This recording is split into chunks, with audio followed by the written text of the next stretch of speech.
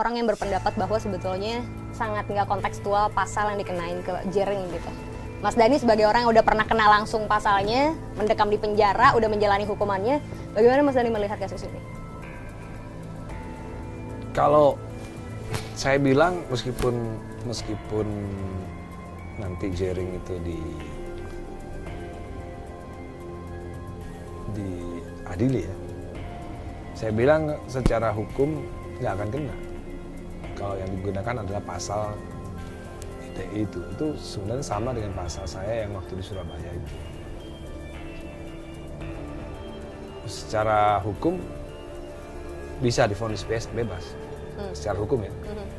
Tapi kalau ada intervensi lain ya bisa masuk. Tapi itu nggak kayaknya dia bukan pasal saya yang Twitter itu beda. Dia kayaknya pasal saya yang di Surabaya. 27 ayat 3 kalau saya nggak salah. Iya, bukan 28. 28 tuh ujaran kebencian kan?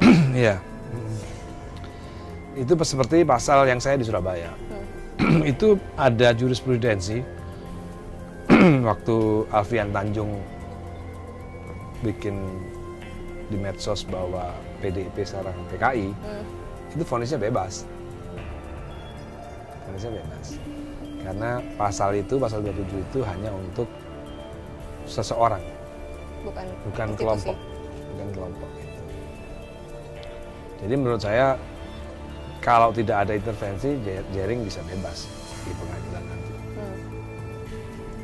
Tapi misal kalau memang kenanya pidana, kemarin aku sempat wawancara Mas Kadri Muhammad ngomongin soal dari sisi hukum melihat bagaimana kasus Jering ini gitu.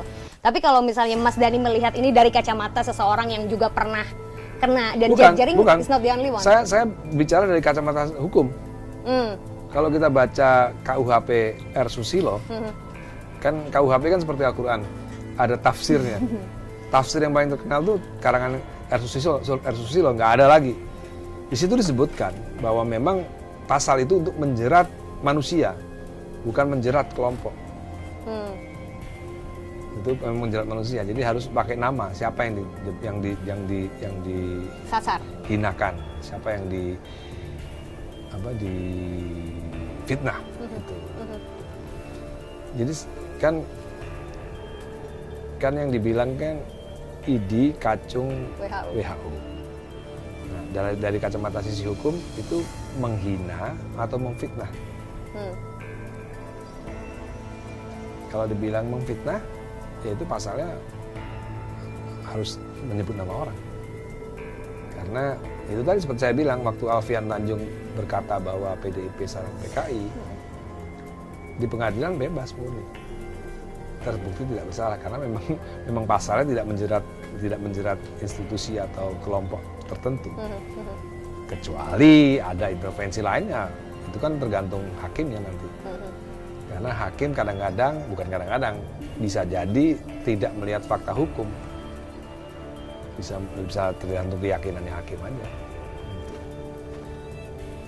Subjektif. Iya, jadi saya tidak bicara soal orang yang pernah, tapi saya benar-benar belajar kasus itu.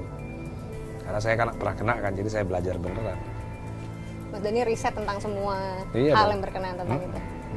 Jadi memfitnah, terus mencemarkan nama baik, itu bahasanya beda-beda. Jering nggak sendirian loh Mas Dhani, ada juga Anji yang belum lama kena urusan meragukan foto pasien COVID-19 di dalam ruang perawatan yang diambil foto sama fotografernya Gio. Kita kan nggak banyak tahu bahwa kita ini kan harusnya kan ngikutin Belanda kan soal hukum kan. Di Belanda sendiri udah nggak ada itu ITE. Undang-undang itu udah nggak dipakai di Belanda. Kenapa kita masih pakai? Hanya untuk memberangus pendapat-pendapat yang berlawanan. Mas Dhani? Kayaknya makanya ketika saya